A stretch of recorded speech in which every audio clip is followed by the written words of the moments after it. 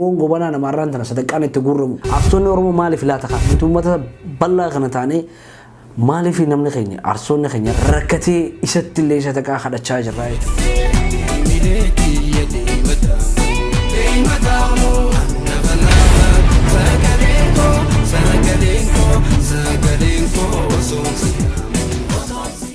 jira jirtu kabajamtoota fi hordoftoota carcar vaayil نجيني خنيا خنجال لا فخبجا بكم جرتنتي سنادك أبو خن شنين جانو بلش خنجال لا ورموتي إيه قارن ثنا سجنتاتي قطع كقبل إيتن في سجنتانتي هما لون أنجتن واي أرسوتو أورموتي كخانين قبل دي في أرسوتو أورمو باي ركتار وكساتاجرن كيسا تكون فردي أرسينا فرد يكونيسي أرسيتي إبراهيم آدم جامو خانو إبراهيم ففجانين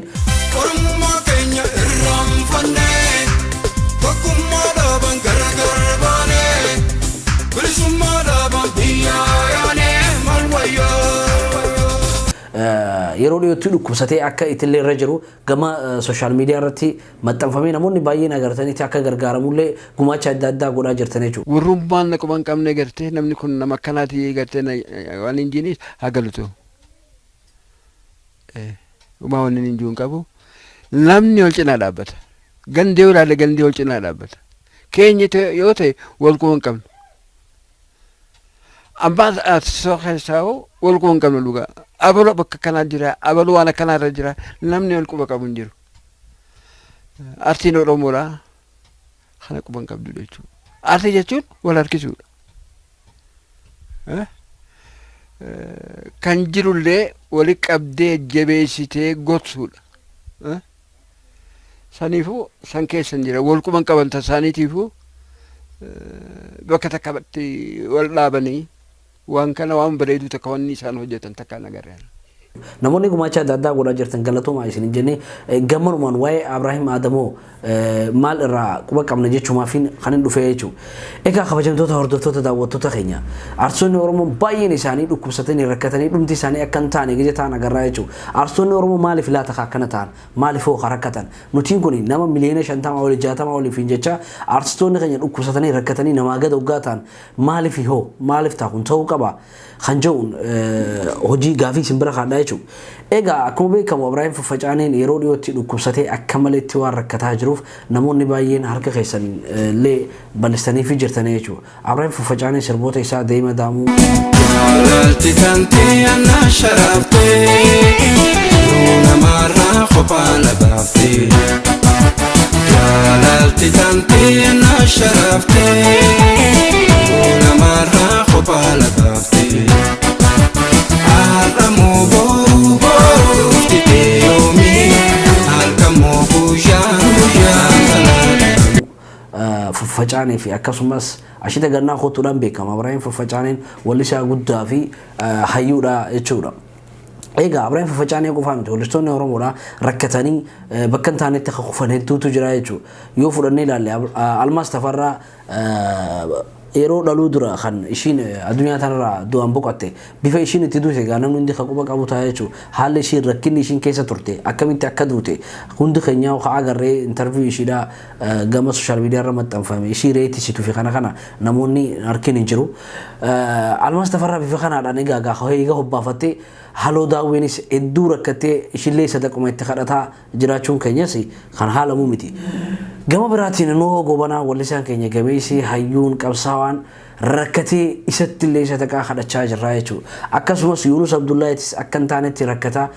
akka jiru kan dhoontana social media kana gubbarratti agarree jechuudha. Wallistoonni Oromoo dhumti isaanii maaliif akkana ta'a laata? Maaliif bifa kanaan isaan dhumti isaanii bifa kana ta'a? Eenyuuf gaafatee beeka laata? Mee namuu bakkuma jirtanitti if gaafadha. Ollaa keenya wallistoonni sirba singilii yookaan qeenxee takka yookaan naxalaa zeemaa jaan takka baasan addunyaa tanarra akka fedhanitti shirshir jaanii yoo dhukkubsatan biyya alaatti deemanii wallaanamanii gammachuun jiraatan. Yoo fudhannee ilaalle lakkoofsan baay'ina namaatti nuu caalaa diyaaspooraan biyya alaa jiru baay'inaan uummata Oromooti namoonni barate yeroo ammaatti Oromoodha abbootiin qabeenyaatis Oromoodha garuu kun hundi kana ta'e osoo jiru arsoonni Oromoon rakkatanii ni dhukkubsatanii namaatu sadaqaa itti guuraa mee Oromooti fakkeenyaan isin kaasa nuu gobanaa namarraan tana sadaqaan itti guuramu namarraan tana nuu gobanaa Itoophiyaa san keessatti wallaansa dhabee rakkatu osoo sila artistoota biraate qaata biyya alaa biyya adda addaa deemee wallaanamee fayyaadhaan hawaasa isaatti hojii jiraataa jechuudha. Nuti uummata bal'aa kana taanee maaliif namni keenya arsoonni keenya rakkata arsoonni keenya immoo gumaachi isaan godhan gumaacha hangana jaamu miti genereeshinii jiru hanga ammatti jiru kun arsootaan kan jirraa banamtee waa'ee qabsoo kana baree kaanis qabsoo tanatti makamee qabsoo tana gaggeessaa jiru jechuudha arsoonni keenya hanga waan hangana jaamnu uummata oromootiif godhanii gumaacha afaan oromoo kanarratti waan isaan hin godhin hin jiru garuu isaan waan kana hunda nuuf godhanii nuti waan takka isaaniif godhuu hin dandeenye maaliif tahaalaata maali rakkoon mee hundi keessanii bakkuma jirtanitti akka dhaggeeffatanii gaafii kana if gaafatanii barbaada mee gaafii takkan aswaan ammallee isiniif dabalaa jechuudha sabboonummaa jechuun maal jechuudha ulaagaan sabboonummaa hoo maali yookaanuu kaaraateeriyaan sabboonummaa maali kan jedhu komantii jalatti nuuf godhaadha sabboonummaan kana jaati akkasitti jechuudha so kanuma arraan tan isinii dubbachuu barbaadeeti wallistoonni keenya baay'een isaanii dhukkubsatanii rakkataa waan jiraniif wal quba haa qabaannu wallisaa keenya ittiin haa boonu nuti haa boonfannu nuti isaan iskeelii isaanii ol haa kaafnu saa abbaan dhagaan darbate hambiti gaafa cabsitiisanii nuti arsoota keenya kabajinee bakka itti goonee yooniif guddifannee ambillee nuuf guddistee jechuudha hayyuu keenya beekaa keenya hanga du'u maaliif eegganne eega du'ee booda maaliif harka dho'inaaf namni osuma jiruuti eega du'ee booda harka olii dho'uun takka faayidaa hin qabdu oromooti tanaaf wallistoota keenya kan rakkatan jira hunda kan dhukkubsate hunda karaa inni itti fayyuu danda'u hundatti furmaata godhuudhaaf haa yaaluun isinin jaa anga isinirrallee hin beeku fiiliingu mana dhagaameen dubbachuu fedheeti namuutu ni beekna gizee namni du'e hangam takka hangaatti bizinesa yuutuubii itti dalaguudhaaf itti fiinuu gizee namni du'e hangam takka sooshaal miidiyaa kana footoo isaa piroofaayila godhachuu maxxanfachuudhaaf itti fiinuu numa beekna yeroo dhiyoo agarree jira nuwo gobanaa du'ee jaanii namni halkan takkatti oromoo guutuun piroofaayila nuwo gobanaa godhate kuni nuwoodhaaf hin fayyadu nuwo ka fayyadu immoo maallaqa bareedaa isa biyya alaa keessee wallaansee biyya deebisu isa fayyada Abrahaam Fafacaanee gijeenni du'e histoorii isaa miidiyaaleen oromootis dalaganii dookumantarii isaa dhiyeessuun inuma isa hin fayyadu ammaan tana Abrahaamiif dubbattanii akka Abrahaam bikka barbaadametti wallaanama godhuudha kan isa fayyadamu haloo daawwee gaafa duute tiyoorii haloo daawwee waan ishiin qabsoo oromoo keessa goote haloo daawwee nama akkanaati dookumantarii daleeydanii hawaasa biraan ga'uun faayidaa hin qabu miidiyaalee oromootiifis kan hin dhaamu barbaadu ammaan tana isaan nuti ka godhuu fi waan takka walii godhuu dandeenyu so kanaafuu hanga dandeenyetti nama dhugaa ta'uudhaaf haa yaallu hanga dandeenyetti sabboonummaa dhugaa san calaqqisuuf haa yaallu piroofaayilaa ol kaachuun poost ol godhuun kuni gubbarra dibaadha jeemee kiyyaa wal isaanuu gubbarra dibaan nun baasu obboleen kiyya hanga danda'ametti gabbuunee walii yaaduudhaaf haa yaallu